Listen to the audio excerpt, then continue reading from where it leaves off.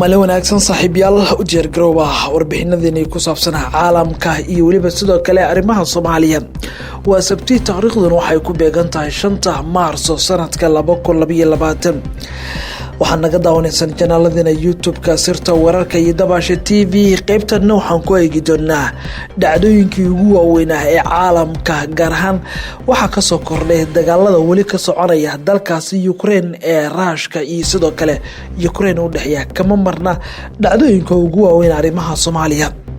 ayaan qaybtan aan ku dul istaagi doonaa ama ku falanqeyn doonaa maanta sabti ayna saaxiibayaal qodobada aan soo qaadan doono waxa qaybka kumanaan kun oo reer Ukraine ayaa dalkooda ku soo laabanaya si ay u difaacaan oo ay kaga hortagaan duulaanka isdaba joogga ee dowladda Ruushka ay ku soo qaaday Ukraine haddaba boqolaalka dad ee reer Ukraine ay gudaha dalkooda ku soo laabtay hubkana qaatay xaaladda Ukraine ayaa si guud u dul istaagi doonaa Mareykanka waxa uu markii ugu horeysay sheegay dowladda Ukraine ay ka adkaa doonto Ruushka marka loo eego muddo hal toddobaad oo Ruushka duulaan dhuli cir qaaday Ukraine oo isdifaacday Mareykanka oo u muuqda mid gacan military siinaya dowladda Ukraine ayaa idin soo gudbin doona dowladda Ruushka maanta sabti xabad joojin ay kaga dhawaaqday magaalooyin ku yaala dalkaasi Ukraine gaar ahaan kuba dhaca gobolada dalkaasi ee dhanka bari oo ay duqeymuhu xoog leh ka socdeen meelaha dowladda Ruushka ay xabad joojinta kaga dhawaaqday si loo badbaadiyo ama loo samata bixiyo dadka waxyeelada soo gaartay ayaan si guud idinkugu soo gudbin doonaa kama marna diyaaradaha Ruushka oo duqeymo xoog leh wali ka wada magaalooyin ku teesan bariga iyo koonfurta dalkaasi gaar ahaan waxa uu duqeynaya magaalooyinka dekada leh iyo waliba sidoo kale keedkii tamarta ee nuclear-ka ina duqeymo xoog leh ku socdaan macluumaadka ugu dambeeyay soo qaadan doonaa aqalka cad ee Mareykanka ayaa isna ka hadlay senator kamid ah dalkaasi Mareykanka oo ku baaqay in la dilo madaxweynaha dalkaasi Ruushka Vladimir Putin laakiin aqalka cad uu iska baryeelay warkaas oo wuxuu yiri maahan war ka soo baxay madaxtooyada Mareykanka ama war u qalmo Mareykanka laakiin wax shakhsi iska yiri raali gelinayo inuu bixiyay Mareykanka oo ku saabsan dhacdadaasi waan idin soo gudbin doonaa ayna waxaan kaloo soo qaadan doonaa saaxiibayaal macluumaadkii ugu dambeeyay ee ku saabsan xaaladaha Soomaaliya iyo adduunyada inteeda kale ayaan si guud u dul istaagi doonaa qayb ka noqo saaxiibada ku xiri channelkeena oo subscribe inoo dhagan balaalkana taabo si ay kugu soo dhacaan macluumaadka warbixinadeena saaxiibayaal soo dhawaada mar kale aan ku bilaabayse warbixinadeena ugu horeeya ee maanta sabti ah wali warbaahinta dunida si weyn ay u hadalhayeen xaaladda ka jirta dalkaasi Ruushka iyo sidoo kale Ukraine dagaalkan oo bilowday wali la u muuqda mid sii socda duqeymo xoog leh ayaa soconaya iyadoo diyaaradaha dalkaasi Ruushkuna ay duqeymo xoog leh ka geysanayeen magaalooyin waaweyn oo ku yaala bariga iyo koonfurta dalkaasi diyaaradaha Ruushka ayaa duqeymo xoog leh ka wada magaalooyinka bariga dhaca BBC-da waxay xaqiijisay muuqaalo ku saabsan diyaaradaha Ruushka oo duqeymo xoog leh ka geysanaya 3 magaalo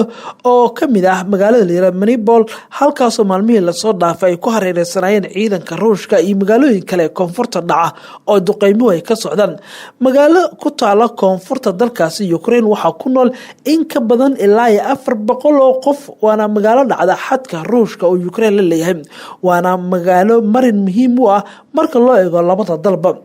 wuxuu Ruushku halkaas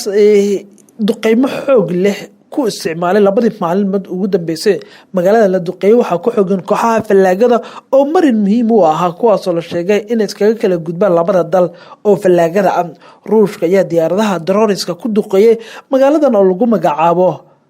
Mariupol oo 400 oo qof ay ku nool yihiin waxaana la arkayay adeegyadii korontada iyo biyaha oo Ruushku duqeymo xoog leh la dhacay magaalada dhan waxaa la geliyay go'doon duqey magaalada ayaa sidoo kale go'doon ku jira oo aan wali soo bixin qoraalada dowladda Ukraine ay soo saartay waxay ku sheegtay in magaaladaasi ay go'doon ay ku jirto dhinaca kale dowladda Ruushka waxay ku dhawaaqday xabad joojin ku saabsan dagaalka muddada toddobaadka ee ka soconaya dalkaasi Ukraine wasaaradda gaashaandhigga dalkaasi Ruushka ayaa 2 magaalo oo ku yaala dalkaasi Ukraine waxay kaga dhawaaqday xabad joojin ku meel gaar ah inay furayso marinka gargaarka si loo gaarsiiyo gargaar shacabka lagu baabiyay duqeymihii ugu dambeeyay ee ka dhacay dalkaasi Ukraine sida lagu xusay war ka soo baxay 10kii subaxnimo waqtiga Moscow war dowladda maanta oo sabti ay sii deysay Mariupol oo ah magaalo ku taala dalkaasi Ukraine waana magaalo la dekado maalmihi la soo dhaafay hareerayeen ciidamada Ruushka ayaa sidoo kale ah meesha hadda duqeymo ay ku socdaan oo ay dowladdu rabto ama Ruushku rabo in xabadda la joojiyo si dadka loo badbaadiyo. magaalo kale oo la yiraahdo Flonfal oo ina ku taala isla Ruushka oo ku taala dalkaasi Ukraine ayaa qayb ka meelaha hadda xabajoojinta ciidamada Ruushka ay dalbanayaan. Markii horeysa duqa magaalada wuxuu codsaday in shacabka loo ogolaado inay ka baxaan magaalada oo aan la go'doomin. ciidamada Ruushka ayaa baaqaasi loo joojiyay. duqa magaalada Mariupol ayaa wuxuu codsaday in dadka la daadgurayo lana loo gargaaro. dhinaca kale qaraxyo waaweyn ayaa saakii Sabtida laga maqlay magaalada yar Kyiv oo magaalada ama caasimada labaad ee dalkaasi Ukraine. waxaana la sheegay in qaraxyadan ay sameynayaan diyaaradaha dagaalka ee Ruushka oo duqeymo xoog leh ka wada. xaaladda magaalada Kyiv ee caasimada dalkaasi Ukraine haddii aan eegno xogaa way ka xasiloon tahay marka loo eego gobolada dhaca koonfurta iyo waqooyiga oo Ruushku ay si baan u duqeynayaan diyaaradihiisa gantaalo culus ay ku dhacayaan. Kyiv ayaa la baabi'iyay dabaqyadii taariikh dheeraa ee magaalada Kyiv ayaa dhulka lagu daray. dowladda Ruushka ayaana la sheegay in arrintaas ay sabab u ahayd. sidoo kale dowladda Ruushka waxay duqeysay xarumo isbitaallo, saldhigyada booliiska, goobihii kale ugu muhiimsan ee magaalada Kyiv ku yaalay sida xaruntii gobolka, xaruntii dowladda hoose iyo sidoo kale keedkii tamarta ee hubka nuclear-ka ee qaaradda Yurub oo dhan oo ay Ruushku ay baabiyeen ay madaafiic la dhaceen. xaaladda Ukraine ayaa hadda u muuqanaysa mid soo kabanaysa. haddaba dhinaca kale dowladda Mareykanka ayaa ayna sheegtay in Ruushku laga adkaan doono Ukraine ay ku guuleysan doonto dagaalka. xogayaha arrimaha dibadda ee dalkaasi xogayaha arrimaha dibadda ee Mareykanka Antony Blinken ayaa BBC-da u sheegay inuu rumaysan yahay in Ukraine ay dagaalkan kaga adkaan doonto Ruushka. ma uusan soo hadal qaadin xilliga la isdhihi karo uu soo afjarmi kara duulaankan, balse wuxuu sheegay in ay soo dhowdahay in Ukraine ay soo afjarto Ruushka oo ay dagaalada ku guuleysan. Blinken wuxuu aaminsan yahay inay adkaan doonaan shacabka reer Ukraine oo hadda muujinaya awood dheeri ah inay iska caabiyaan duulaan dhul iyo cir ay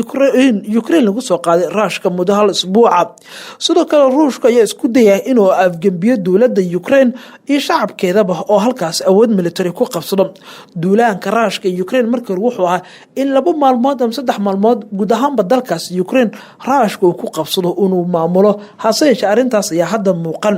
sidoo kale Ruushka ayaa isku dayay inuu afgembi ku sameeyo dhammaan hay'adaha dowladda. haddii ujeedka Ruushku yahay in la isku dayo in la afgembiyo dowladda iyo shacabkeeda oo lagu qiyaasay inay gaarayaan 45 milyan oo shacabka reer Ukraine way adkaan kartaa. dadka shacabkana way hubeysan yihiin wayna la dagaalamayaan Ruushka ayuu ku celceliyay Mr. Blinken. hadalka xogayaha arrimaha dibadda Mareykanka ayaa u muuqda mid kicin ah oo dadka reer Ukraine baa lagu kicinayo laguna abaabulayo inay ka soo horjeestaan Ruushka oo ay si wadajir ah u taageeraan. haddaba dhinaca kale kumanaan kun oo reer Ukraine ayaa ka soo laabtay dalka dibadiisa ku noolaa kuwaasoo hadda dalkooda soo galay si ay u difaacaan. wadarta guud ee dadka reer Ukraine tiradooda ayaa la sheegay inay gaarayso ilaa 45 milyan oo dad ah ayaa ku nool guud ahaanba gobolada ay ka kooban tahay dalkaasi Ukraine. ayadoo intaas ayaa haddana la sheegay dadkii banaanka ku maqnaa hadda ay soo noqdeen si ay u difaacaan dalkooda. tani markii Ruushku uu ku duulay Ukraine arrintan si weyn ayaa loo falanqeynta ayaa waxa ka dhalan kara in hal isbuuc ay ciidamada Ruushka ay kugu taqalusi karaan Ukraine oo dhan. laakiin arrintaas ayaa dhicisooday markii la sheegay ciidamada Ruushka ay u tabar waayeen magaalooyinka qaarkood inay galaan oo ay sabab u noqotay inay madaafiic la dhacaan oo ay burburiyaan daarihii waaweynaa iyo xarumaha muhiimka oo duqeymo xoog leh ay geystaan. wasaaradda gaashaandhigga ee dalkaasi Ukraine ayaa sheegtay in ka badan ilaa 66 kun oo qof oo u dhashay dalkaasi Ukraine oo ku sugnaa dalka dibadiisa hadda ay dalka dib ugu soo noqdeen kuwaasoo qaatay hubkooda iyo qoryahooda si ay u difaacaan dalka. waa 66 kun oo qof oo dibadda ku noolaa waxaana dadkaasi ay ka mid yihiin kuwa ka kala yimid wadamo badan oo Yurub dhaca. waxaana la sheegay in dadkan ay u soo gaareen si dalkooda u difaacaan oo ay qayb kaga noqdaan dagaalka looga soo horjeedo ruushka uu rabo inuu afgambi military ku sameeyo dowladda Ukraine oo muddo hal toddobaad ah. Tani ayaa ka dhigan in xaaladda dalkaasi Ukraine iyo waliba ruushka dagaalkooda oo sii dheeraan karo waqti badan oo qaadan karo ayna adkaa doonto in la soo afjaro dowladda ruushka. Laakiin waa dowladda Ukraine. Laakiin qorshaha ruushka ee markii hore u soo weeraray Ukraine ayaa waxay ahaydba in 2 maalmood ama 3 maalmood wax ka yar lagu soo afjaro dalka Ukraine. dhinaca kale aqalka cad ee Mareykanka ayaa ka hadlay senator ku baaqay in la dilo madaxweynaha dalkaasi Ruushka Vladimir Putin. Aqalka cad ee dalka Mareykanka ayaa dhaleeciyay senator kamid ah xisbiga Jamhuuriga kaasoo lagu magacaabo Lindsey Graham ayaa ka hadlay kadib markii muuqaal uu soo duubay oo ku baaqay in la dilo madaxweynaha dalkaasi Ruushka Vladimir Putin. Senatorkan ayaa qoraalka iyo muuqaalka wuxuu ku daabacay boggiisa Twitterka ayaa sheegay sida kaliya ee lagu soo afjari karo duulaanka Ruushka iyo Ukraine uu yahay in qof soo miidaamiyay uu beegsado madaxweyne Putin halkaasna lagu qaarajiyo.